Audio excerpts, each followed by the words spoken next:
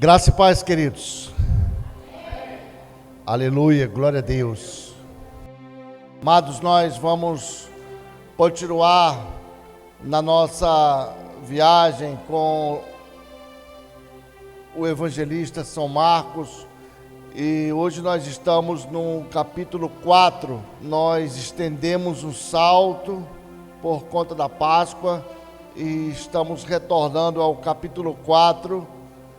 E nós falamos, queridos, da parábola do semeador. A última mensagem do capítulo 4 foi a parábola do semeador. Semana passada nós entramos nas questões da Páscoa e hoje nós vamos falar um pouco sobre o que Marcos, ele, através da sua leitura, através da sua expressão, através do seu olhar e da sua forma de narrar a mensagem do Senhor, que não igual aos demais, né? Cada um narrou, Mateus, Lucas, João e Marcos narraram da forma, da sua perspectiva de olhar cada momento que o Senhor passou. Então nós estamos na companhia de Marcos, do evangelista São Marcos,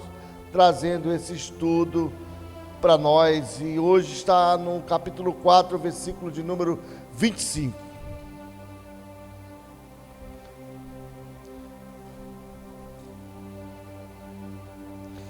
A palavra diz o seguinte: aquele que tem, lhe será acrescentado ainda mais. Porém, o que não tem, até o pouco que tem, lhe será tirado. Feche seus olhos, irmão. Pai, em nome de Jesus, nós te damos graça, Senhor. Pedimos a tua misericórdia. Tira de nós tudo que não presta, tudo que atrapalha a nossa sintonia contigo, Pai. Limpa o nosso coração e a nossa mente, Pai. E nos torna, meu Pai, pessoas sensíveis à tua palavra. É a nossa oração no nome do Senhor Jesus. Amém. Podem sentar, queridos. Marcos, o evangelista, ele vai falar ainda sobre a candeia. E durante esse sermão, essa ilustração que o Senhor Jesus faz, que nós acabamos de ouvir aqui com a irmã, ele vai dizer que aquele que tem algo a ofertar, a oferecer, em meio a esse evangelho, que trata desse evangelho, sobre esse evangelho, o Senhor vai acrescentar mais e mais. Porém, aquele que não tem, o pouco que tem, isso lhe será tirado. Essa mensagem, ela parece um pouco dura, queridos, e de fato é dura. Para quê? Para que nós possamos entender qual o propósito do Evangelho do Senhor nas nossas vidas. Você é uma lâmpada, querido. É um reflexo do Senhor, não é um LED. Muitos de nós agimos como um LED. Aquela luzinha bem só ali a sombra da luz. Mas o Senhor diz que nós somos uma lâmpada e temos que brilhar. E o lugar de uma lâmpada brilhar é lá no alto. Vocês não vão entrar em nenhum lugar e vão observar uma lâmpada no piso, exceto se for um efeito especial. Mas o local da lâmpada é lá em cima. O lugar onde uma lâmpada deve ser posta é lá no alto. Seja na igreja, seja em casa, na empresa, na rua, você observa os postes, a lâmpada é lá em cima. Por que lá em cima? Porque ela precisa brilhar. Ela precisa iluminar grande parte daquilo ali que está ao redor dela. Conta-se que num culto, um rapaz bem na frente, próximo da música, no momento da oração, ele levantou a cabeça e olhava fixamente. O pastor, um pouco incomodado, perguntou dele: o que veio, amado? ele olha e diz: pastor, eu vou confessar, eu de fato estou observando aquela lâmpada lá em cima. O pastor disse: mas então o irmão não está concentrado no culto? Ele disse: estou, pastor, mas a curiosidade é grande, eu queria saber como foi que o cara colocou aquela lâmpada ali em cima, porque está difícil de chegar até ela. A lâmpada, queridos, ela deve ser posta num lugar onde vai refletir sobre todas as pessoas que estão ali. Foi baseado nessa parábola que Jesus ele vai nos colocar no lugar daquela lâmpada. Vocês são lâmpadas para o mundo, vocês são a luz do mundo. Se vocês não brilharem, não serve para nada. Se vocês não fizerem a diferença aí fora, certamente não vai servir para nada. Foi para isso que nós fomos comissionados. A Bíblia diz que anjos desejaram fazer os serviços que nós fazemos. Pastor, às vezes nos parece ser inconveniente ser luz em algum ambiente. Parece. Mas isso não é uma opção nossa, isso é uma ordenança do Senhor. É uma ordenança de Deus que nós sejamos luz. E nós falamos muito em negação. Quando nós nos escondemos embaixo de uma cama, queridos, nós estamos negando o Senhor. Porque se nós somos o reflexo de Cristo e nós nos escondemos para anunciar esse nome, nós negamos o Senhor todos os dias. Semana passada nós iniciamos em um vídeo sobre a trajetória da morte e da ressurreição de Cristo, quando uma passagem desse vídeo mostrava lá o Império Romano agindo como um cão raivoso. E ali eles mostravam o discípulo Pedro. Pedro, o discípulo do Senhor, e ele negava o Senhor. Pedro, diante daquelas pessoas, ele negava Deus. E uma serva lá, uma doméstica, disse: eu conheço esse camarada. Ele andava com ele também. Pedro disse: não, eu não conheço ele. Não sei quem é ele. E aí as pessoas estão olhando aquele vídeo, olhando Pedro, e o camarada que está olhando ali fica enraivado. E a torcida de fora diz: olha, Pedro é um covarde, e começa a meter o dedo na cara de Pedro e chama Pedro de covarde. Mas, queridos, ali nós estamos do outro lado da tela. Nós todos somos esse covarde Pedro, todos nós. Quando nós deixamos de ser luz, quando nós deixamos de anunciar o nome do Senhor, nós também somos covardes. Somos piores do que Pedro. Pedro negou o Senhor e estava ali próximo, acompanhando. Muitas vezes nós negamos o Senhor e corremos. Então a nossa situação, ela está pior do que a situação de Pedro. Mas vibrar do outro lado da tela é fácil. Apontar o dedo para Pedro e chamar ele de covarde é fácil. Difícil é quando isso reflete na nossa vida.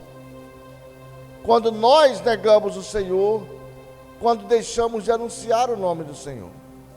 Anunciar o nome do Senhor, queridos, não é uma opção nossa, é uma ordenança do Senhor.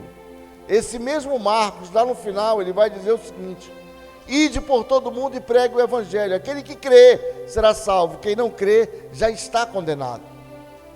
Pastor, isso é muito pesado, pastor, mas não tem como ter emendas, querido.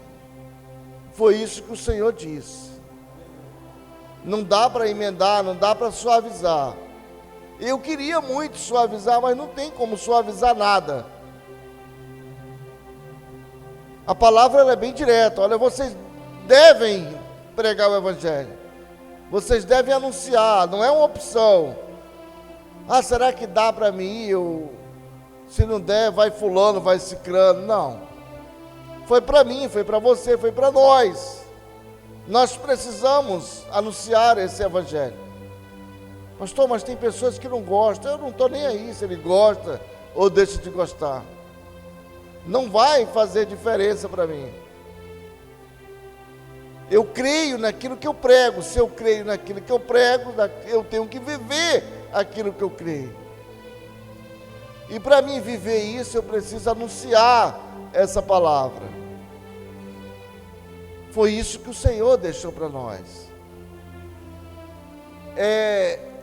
Foi por isso que o Senhor morreu. Foi por isso que o Senhor foi espancado naquela cruz. Foi por isso que Ele suportou o peso dessa humanidade. Antes nós éramos como escravos. Éramos presas do mal, do maligno, do malvado. Mas agora não, queridos. Esse escrito de dívida, ele foi pago. E o Senhor disse: todo aquele que crê em mim, ainda que ele morra, ele viverá. E o que vive jamais morrerá. Aquele que crê em mim, que vem até mim, de maneira nenhuma eu lançarei ele fora. Então agora nós somos propriedades do Senhor, queridos. Quando Ele diz: eu sou o caminho, a verdade e a vida, ninguém vem ao Pai, se não for por mim. Isso é um fato, é uma realidade, não dá para mudar, não dá para botar uma emenda aí. Pastor, não dá para botar uma emenda e dar uma suavizada, incluir mais um no pacote? Não dá para incluir mais um no pacote. Passagem só é de ida, queridos. Não dá para suavizar. Como é que se pratica? Como é que fica craque nisso? Como é que se pratica isso? Vivendo todos os dias essa palavra, você vai ficar apto. Você nem vai mais sentir qualquer constrangimento em anunciar o nome do Senhor. É testando, é praticando a palavra do Senhor diariamente, é vivendo essa palavra do Senhor. Vivendo. Não adianta você sair com a Bíblia aí grossa, grande, e querer enfiar a Bíblia na goela abaixo de muitas pessoas aí, que não vai dar certo. Evangelho não é isso, queridos. Evangelho não é pegar uma Bíblia dessa aqui e sair enfiando para o camarada ler, não, que ele vai ficar até estressado. Evangelho é a tua vida. Existe uma passagem aí de Francisco de Assis que diz o seguinte: prega o Evangelho o tempo todo, e quando possível fala sobre. Prega o Evangelho o tempo todo, e quando possível fala sobre ele. Só que hoje nós queremos primeiro enfiar um monte de leitura para um camarada, e a nossa vida está toda lascada. O cara não dá um exemplo de vida e quer que o outro ele venha se converter. Aí não funciona. Aí não é luz, queridos, é um LED quase apagado já. É um LED que já está se apagando. Luz é diferente, você tem que fazer a diferença no meio de um povo, queridos. E não é só ser um chato de galoche, não. Mas é com atitudes, com ações, alongando ali a paciência, o amor, dedicação. Isso é viver o cristianismo, isso é ser cristão, queridos. Isso é experimentar a graça do Senhor na vida do nosso próximo. Não adianta você querer enfiar a goela abaixo Bíblia, teologia, porque isso não vai. E a tua vida estando totalmente a desejar, à margem da presença do Senhor, isso não vai frutificar não, queridos. Precisa haver uma sintonia, uma sincronia. Você precisa estar de bem com a palavra, você precisa estar em paz com Deus e com você mesmo, para que essas coisas elas aconteçam na tua vida e na vida de outro. O problema é que muitas vezes nós queremos também falar muito dos outros, esquecemos de nós. Esquecemos da gente. Queremos falar dos outros e esquecemos da gente. E para que você brilhe, para que você seja luz, queridos, você precisa ter ali, carregar com você a unção do Espírito. No Velho Testamento, o sacerdote, ele acendia uma menorá, ou seja, um candelabro de 7 pontas. Lá em Êxodo 25, 31, vai dizer que o menorá tinha 7 pontas, e que o sacerdote, ele enchia aquelas conchinhas do menorá com óleo, e depois ele acendia aquela menorá, e aquilo ali durava dias. Enchia com óleo, e aquilo ali durava dias. No Novo Testamento, o óleo na vida de um cristão, ele simboliza o Espírito Santo, queridos. Então, se você está em paz com Deus, se você tem o Espírito Santo com você na sua vida, aonde você chegar, onde quer que você chegue, ali você vai fazer a diferença. Não vai precisar se constranger, não vai precisar você ali passar por perrengue. Será que essa pessoa vai gostar de eu levar a palavra dele aqui, ou se eu anunciar a palavra do Senhor? Não, queridos, você nem vai se preocupar com isso. Quando Jesus, ele chama Pedro, ele diz: Pedro, tu me amas, Pedro, verdadeiramente? Sim, Senhor, eu te amo. E ele chama Pedro depois e pergunta novamente: Pedro, tu verdadeiramente me amas?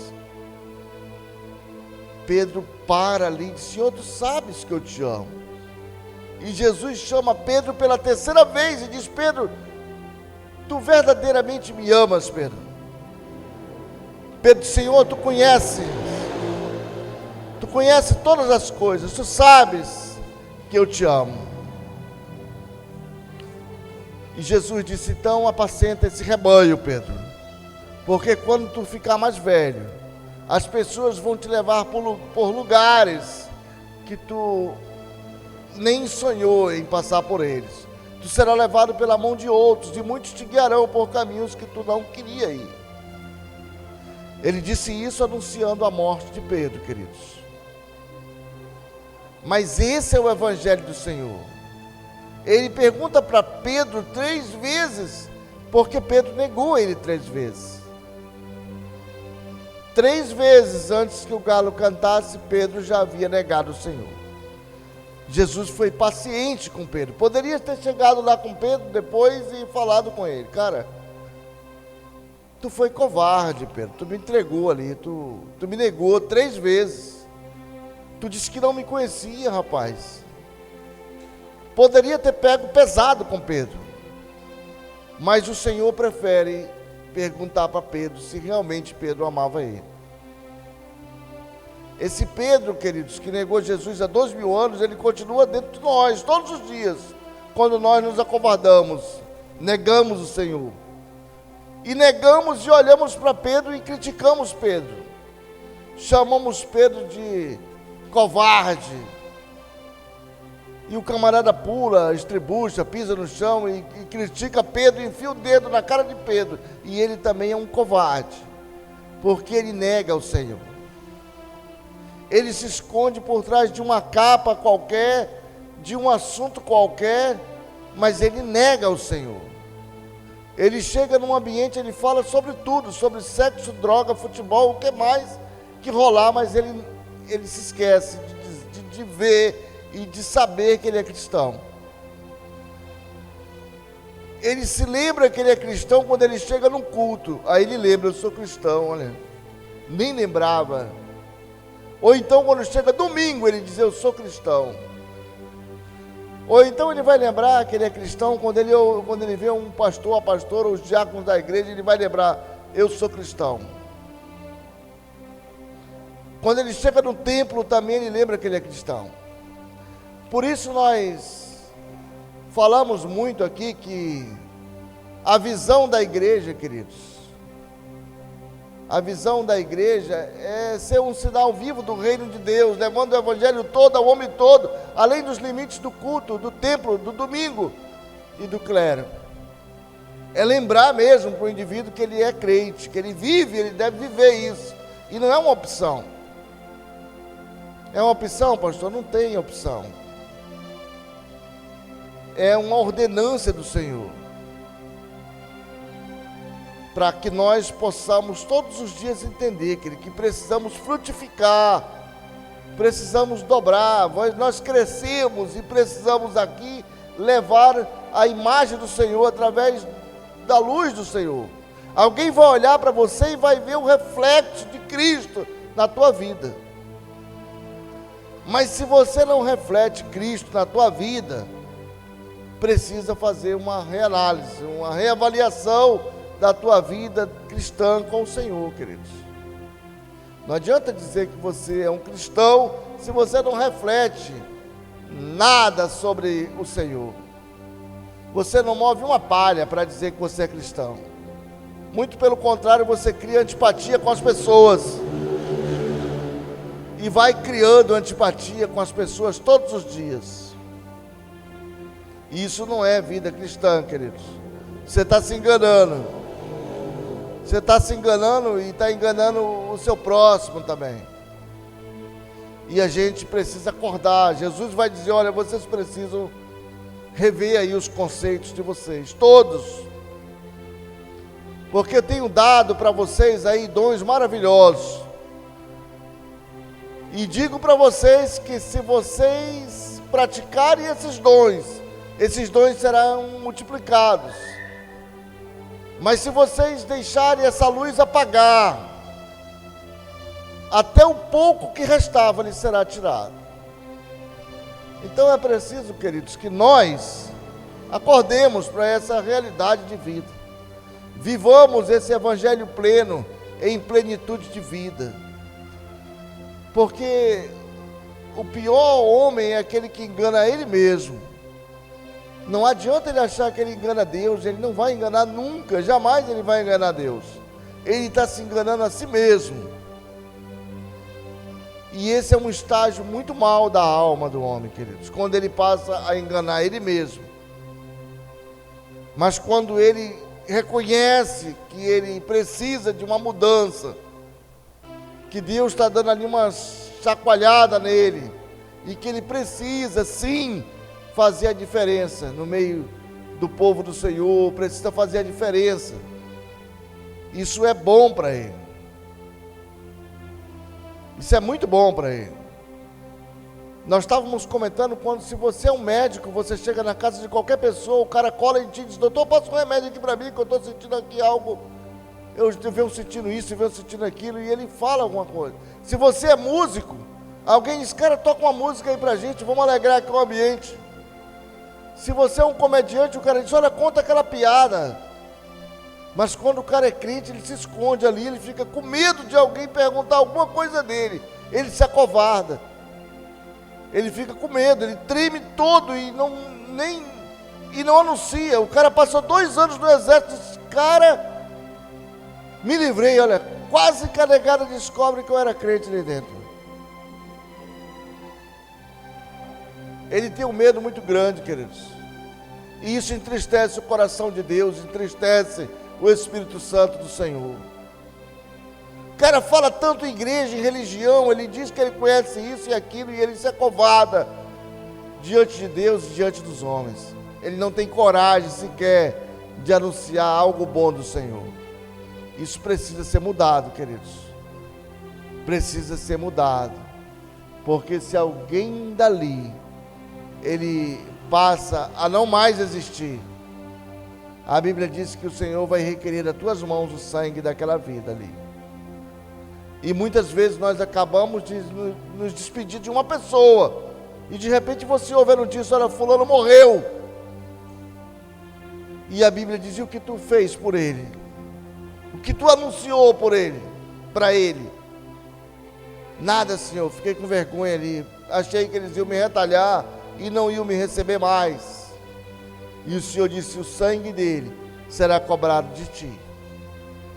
Então, que nós possamos, queridos, que nós possamos mudar a nossa mentalidade, que possa haver uma metanoia e que haja uma mudança de mentalidade, para que nós possamos não nos acovardar mais, mas anunciar esse evangelho. Porque o Senhor diz que se tu se envergonhar do Senhor Jesus diante dos homens, o Senhor também te negará diante de Deus.